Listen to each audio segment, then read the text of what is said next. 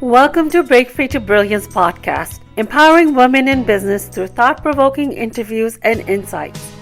Embrace your authentic power, explore the impact of your story, and discover how writing your best-selling book can amplify your message, authority, and the 3 I's: impact, influence, and income. Let each episode guide you towards brilliance in minutes. This is your host, Seema Giri.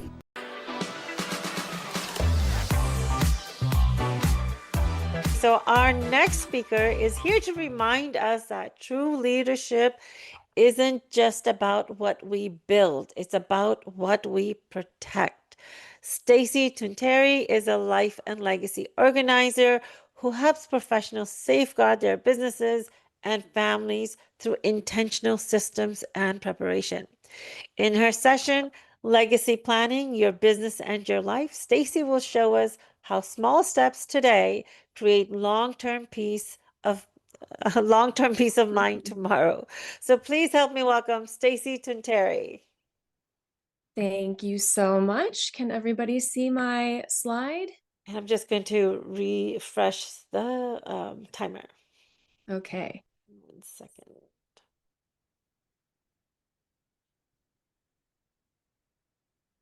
Okay. Good to go? Good to go. Okay. Yes. Thank you so much for having me, Seema. So my name is Stacey Tunteri, and I am a life and legacy organizer. I help people organize the personal details of their lives, like their documents, accounts, passwords, end-of-life wishes, so that their families aren't left scrambling in a crisis. So today we're going to talk about something that's often overlooked in small business and in life, and that is what happens if something happens to you. Because it turns out that good planning is essential in your personal life as well as your business. Before we start, I'm just going to offer a quick disclaimer. I am not a lawyer or an accountant or a financial planner. So I'm not dispensing legal advice today. My superpower is helping people overcome technology obstacles and organize their information and identify planning gaps. So you should always check with your professional entourage before making any major life decisions. And we're just going to dive right into the deep end here and talk about the cost of grief. The average American family spends somewhere in the ballpark of $13,000 settling the affairs of a loved one after they die. And in the state of California, the funeral alone can cost about $7,000 to $12,000. This is really significant when you consider that almost 60% of people say they can't cover an emergency expense of $1,000 or more. And non-monetary costs are really high too. Nearly all executors report emotional issues like anxiety and depression. And most also report suffering long-lasting physical symptoms like lack of sleep, headaches, weight changes, all kinds of stuff. And even when you're not the executor, losing a loved one is an obvious stressor. If it's ever happened to you, you know what I mean. And your work and earning potential are impacted as well. Come on, slide. 69% of executors and 27% of non-executors said that their jobs were impacted for 1 to 2 years as they tie up loose ends for someone's estate. This is a lot like taking on a second unpaid job for a year or more, depending on your role. And just by way of example, I had a client in 2023 whose mother passed away unexpectedly, and it took them an entire year of nights and weekends to go through mom's possessions, to pack and ship boxes to out-of-state family members, arrange third-party services to clear out the estate and get the house ready to sell. And my client was also a solopreneur, so this person did not have backup or anyone to delegate anything to. So it ended up costing them tens of thousands of dollars out of pocket and all of their free time for an entire year to manage the chaos. And that took a major emotional and physical toll on this person, and it definitely impacted their business. You know, like most employers will offer 5 to 6 days of bereavement leave, but if you're in business for yourself, you probably don't have the luxury of taking bereavement leave. So this is really significant. And as entrepreneurs, we're really focused on growth. We rarely stop to ask, if I'm suddenly out of commission, what happens? Like if I'm injured, sick, incapacitated, or dead, what happens to my team? Will my clients be okay? And just as important, will my family know where to find what they need? And the average estate takes 20 months to settle. So if you take the time to record your life and business operations while you still can, you can shortcut this process for the ones you leave behind. And it might take you some time and effort, and it mostly will, but not nearly as much time and effort as it would take people who are guessing at every step of the way and doing it in a crisis.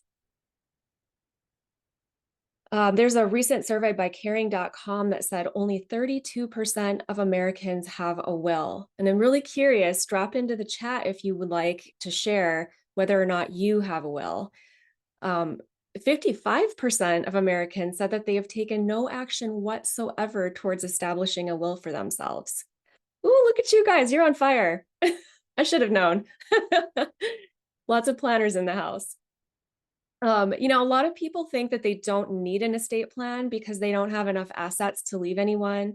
But wills do a lot more than handle financial assets. They help you to control important healthcare decisions, like think about who gets to make decisions on your behalf if you're sick or incapacitated.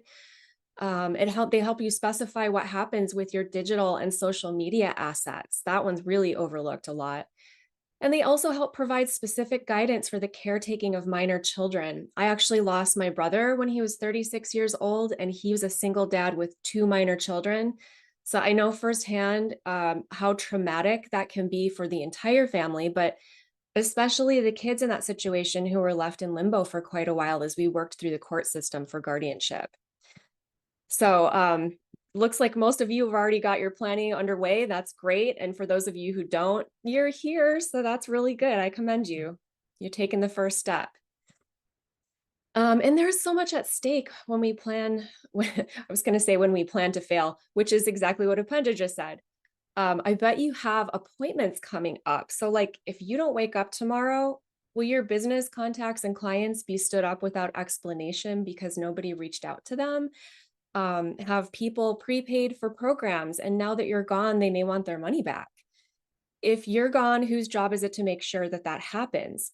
Think about all the places where you save client data. You probably have notes or payment information, maybe contact information. It could be in multiple places, QuickBooks, Stripe, your computer, the cloud, wherever. What happens to all that sensitive data if something suddenly happens to you? Do you have employees that need to be paid? Who is responsible for making sure that happens? And where will the money come from? Will your employees know what to do next? So these are big, juicy questions. And small businesses are especially vulnerable because the owner usually wears multiple hats or all the hats. If you're a solopreneur like me, you're the CFO, CEO, you're the whole entire C-suite. You're probably even the janitor and the frontline customer service. So it's really critical to document your tools, processes, and systems. And we're going to talk about that more in a minute. And it's also really important to legally protect your business. Safeguards like having a will or a trust for business assets, maybe a transfer of ownership and management, buy-sell agreements. And also think about insurance, like key person insurance can keep the lights on in your business if a critical employee dies or becomes incapacitated. It can even help you hire and train replacements and maintain the company's financial stability.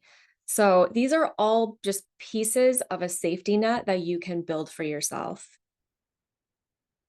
The legal framework is also the keystone of your personal legacy. So your legal estate plan is a collection of legally enforceable documents that help you transfer your property and assets quickly after you pass away. And this list here is a lot of things that are commonly included in an estate plan. You may not need all of them, but only a lawyer who specializes in estate planning can tell you what's appropriate for your particular situation. No matter what your age or circumstances, I encourage you to have a conversation with an estate planning attorney. And if you have a family, consider life insurance, because without you or your income, what happens to them? Let's give them a safety net. Now, I mentioned that the average estate takes 20 months to settle, and it's not just because people don't have wills, although, as we just saw, most do not. It's because most of us don't leave the details like the passwords, the account information, and the step-by-step instructions. So families are often left grieving and playing detective, and sometimes for many years. which is why a comprehensive legacy plan is how we avoid this. It protects your clients, your employees, and your family. These emotional costs of loss you see here, these are the most common symptoms of grief and loss. And this is what we're trying to avoid for people. Things like confusion, anxiety, sleep disruption, frequent illnesses. Boo to all of that. So while having the legal framework is really important, it is only one piece of the overall legacy plan. So we're going to talk about the details that go above and beyond the legal estate planning process. And these are the details that your most important people will need if something happens to you. So I'm going to walk through 6 things that you can do immediately. At least you can get started on them immediately that will give your loved ones that breadcrumb trail. And these same 6 steps will protect your business and your personal life, making your entire world a whole lot more resilient.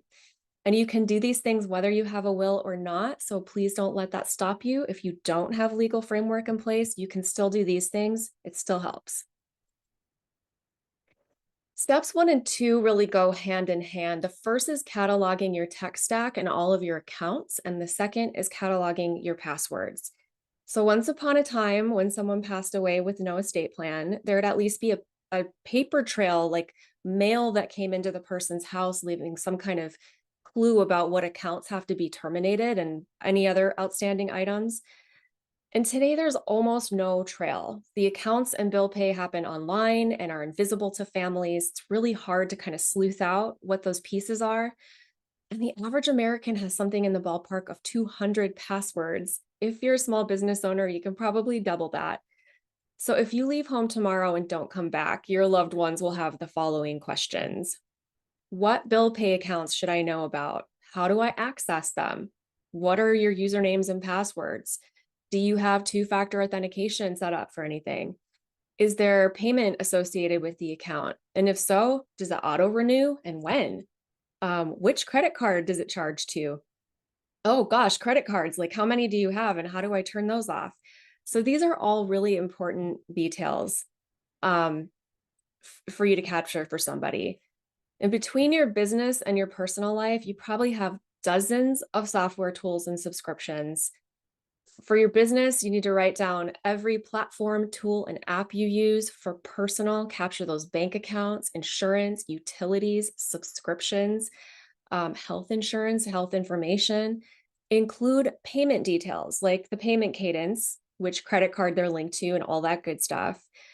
And because this is how your business partner or loved ones will know exactly what they need to deal with on your behalf. And there are a bunch of different ways that you can track this information. If for me, I actually use 1Password for all of it. So passwords and my, just managing which accounts I have. If something happens to me, my partner knows that he can click on a single tag and bring up the 100 or so accounts that will require his immediate attention. So he knows it's okay to delete everything else, but each one of the accounts that requires his attention has detailed instructions. And you can also do this fairly simply with something like an Excel spreadsheet. Whatever you do, please make sure that it is password protected or locked. So I don't necessarily recommend using a spiral bound notebook to do this, but I do think that the risk of not doing it outweighs the risk of keeping all of your information in paper format. If you're going to do that, maybe just put it in a drawer that has a lock on it and give somebody the key. So there's plenty of ways to secure your data, even if you're going analog. And then a password manager, super, super important. As long as you're already going through the motions of cataloging your accounts, this is the next obvious step. So you want to centralize your passwords. And, you're capturing everything from your business related accounts to your retirement and other personal accounts. This is the way that you keep everything in one place and make it safe and shareable.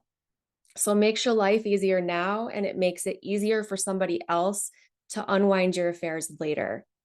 And this one is really, again, close to my heart because when my stepmom passed away, my dad had to basically rebuild his entire online life because she took all the passwords and login credentials with her. He had no idea how to pay his own bills. It was a very devastating and traumatic situation on top of an already difficult loss.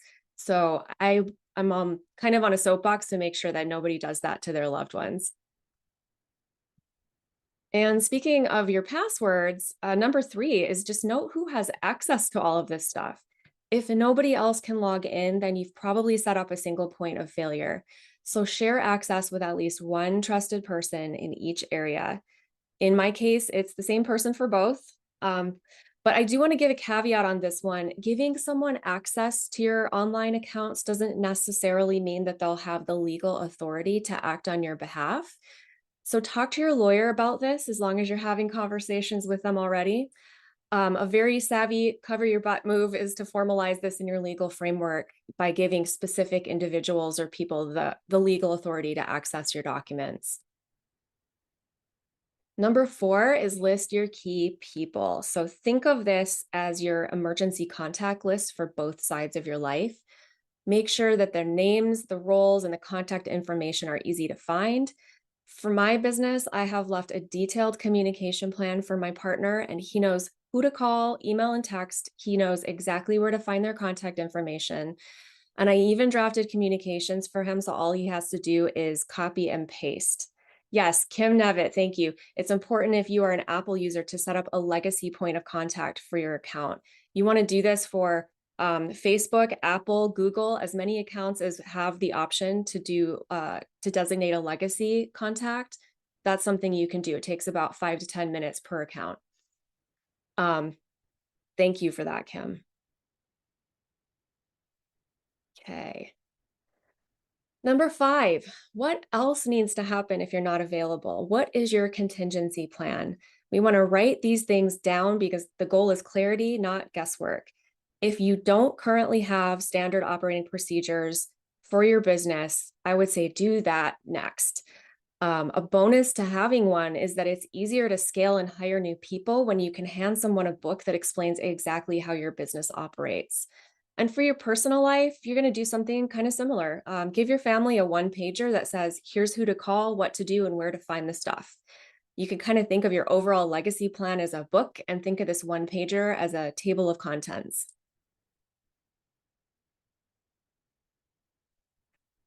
And finally, number 6 is gather, organize, and share it. There are so many ways to organize and store this critical information. There are analog solutions that are done for you and super easy. Like there's a product called Knockbox. This is a gorgeous little file kit that comes with pre-printed file folders that cover all of your major vital document categories. So if you order one, it'll show up on your porch and you can start putting your papers in this file box immediately. Or you could DIY something similar on your own. If you wanted to try something like a digital vaults are basically like a digitized version of the file cabinet. I am actually a trustworthy.com certified expert. So that's one of the digital vaults that I can help set up for people. But the benefit of going digital here is if your house burns down and all you have is the analog paper files, you could lose all of that. And digital vaults make it possible for you to access that information from anywhere because it's cloud-based. I know that's kind of scary to some people, but these tools use really, really robust security systems. So I find that the risk is more than offset by the benefit personally. So, and a fun fact, a recent survey that was co-sponsored by Trustworthy said only 55% of people with a will have actually shared the location of their will. So if you have vital documents in place, good job. But if nobody knows about them, they won't do much good. So communication is definitely key here. I just want to really stress again, legacy planning is so worth the effort. The planning gives you business continuity, it protects your reputation, it gives your clients confidence that you can be trusted with their sensitive information and their money. It gives your team and your business partners a game plan for what happens if you're no longer here, and it reduces stress and second guessing. And in your personal life, great planning gives your loved ones peace of mind. It can even prevent conflict and help preserve relationships. Think nobody squabbling over who gets what. Recording your life's details is really about honoring the business that you've poured your heart and soul into and worked so hard to build. And it's honoring and protecting the people that you love the most. Doing a quick time check. Okay. So, time for brutal honesty now. I'm curious what you are leaving your heirs. Is it an easy to follow step by step instruction manual that gives your most cherished people clarity about how to unwind your affairs? Or is it a pile of papers and no access to passwords or online accounts, no idea how you'd like to be remembered, and nothing but questions about what to do with your business? Leaving all of this decision making and detective work to our loved ones at a moment when they are already overwhelmed with grief is just not nice. And I think we can do better. Here's what better looks like. I spoke with somebody recently who experienced best case scenario. She said that she was the executor for her business partner's estate. And apparently he left such incredibly detailed instructions that it only took her 3 months to settle his entire estate, business included. And I was really impressed by that because it's certainly the exception rather than the rule. But I hope that you're starting to see this as a gift. It's a gift of leadership in your business, and it's love for your family. Saves everyone you leave behind money, time, and stress when it matters most. Thank you, Stacey. That Right was on the 20. amazing. Right on the 20. Yes, that was perfect. This was such a grounding and essential perspective, one that's often overlooked in entrepreneurship and personally too. And we really don't think about the legacy that we will leave behind. And I see this as what you just said, it's an act of love, right? We do so much during our lifetime for the people that we care about to show how much we love them, right? So it's not just about the birthday gifts and Christmas gifts and stuff that we give them all the time to show that appreciation, but this is a great way of showing love. But it's also a multiplier. I was thinking, Stacey, that once you're this organized, how many of you are always looking for the same thing over and over again? I Yes. know I do that quite a bit. Once you're that organized, imagine how effectively and efficiently your business will run. And I'm sure you'll be also adding more dollars to your revenue once you're like this.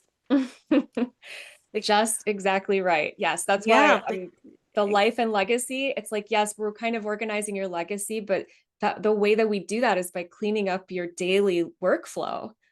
So it's yes. good now and it's good for later. Yeah, so it's not good just for when you're gone. It's good for while Yeah, you're living. that's exactly right. Yeah, so that was really great. You know, this is an area where we don't really want to think about it, right? But it's one of the guarantees in life is that you're going to die. Right? You have to pay your taxes and you're going to die. So why not prepare for this in a way that gives you peace of mind, right? And gives your loved ones and your business partners a peace of mind too. So Mhm. Stacey, so you said you work both on personal and professional system. And you've given some great tools and insights of working on that. But in addition to that, um, what's one simple process that people could start implementing immediately without feeling that overwhelm? I honestly love Kim's what Kim mentioned. I wanted to put this in, but I had to pull it out for time. But the digital legacy piece is really a big one. When we if you don't designate digital legacy contacts for some of your digital accounts, it becomes very difficult, if not impossible, for your loved ones to either turn them off or to do anything with the data that's just kind of floating around on the internet forever. Mhm. And those Mhm. accounts can be hacked long after you're gone. So people can still steal your identity and use them for social engineering to target your loved ones. It's really not innocuous. to have, like, if you're deceased and you've got a Facebook account and a LinkedIn account just hanging around out there, there's some really bad repercussions that could potentially happen. So designating a legacy contact for those accounts is really important. And barring that, so you can do it one at a time at the individual level, but you can also designate a digital executor for your estate. And that gives a specific individual or people the legal authority to act on your behalf. So those in the digital world, those don't always come up when we do estate planning, but if you mention them to your attorney, it's a really good thing to have included. Everything is digital nowadays too, so that should Yeah. be really the main focus. If you have any questions for Stacy, please write in the chat and we will get that to you. And what is one of the most common misconception you have seen among entrepreneurs or non-entrepreneurs to professionals when it comes to legacy planning? Um, people thinking that they don't have enough assets to bother protecting. Um, with small business owners in particular, I think not having either any small business insurance or not having the right kind. Um, I know some small business owners who don't use any kind of client services agreements when they're interacting with people. So just like during the pandemic where we said vaccines and masks and social distancing were like layers in a mesh, and the more layers you have, the more protected you are. I look at this the exact same way. If you have a business entity set up, you have insurance, you're using client services agreements. Um, these are all ways that you can layer on protection to make sure that you and your family are safeguarded if anything happens. Hmm. Okay, great. Yeah, that's and I think people also think, oh, I don't have this kind of a revenue, or my revenue isn't so much, so why it's not important to do, but that is really critical. So Mhm. thank you for that, Stacy. Getting a lot of great jobs, and thank you, Stacy. But yeah, this is something very important. I encourage you, if you have not already um, looked into this, it is time to look into it. And I have been thinking about doing it and haven't done it, so I am going to start looking into this, Stacy. All right. Good luck.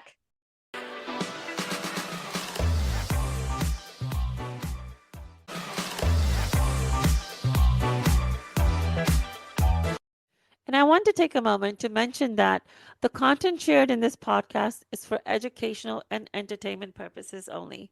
My guests and I share personal experiences and real life examples that have helped us live our best lives, much like friends sharing stories.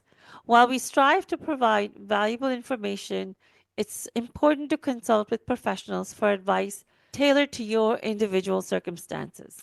Thank you for being part of our community, and thank you for spending this time with me. Remember, your story is your strength. Until next time, stay inspired and keep making a difference. Thank you for tuning in to this episode of the Break Free to Brilliance podcast, and I hope you had some key takeaways that you can implement right away. Be sure to subscribe to Break Free to Brilliance wherever you listen to podcasts. You can also follow along with us on social media using the links in the show notes below. We'll see you again for the next episode.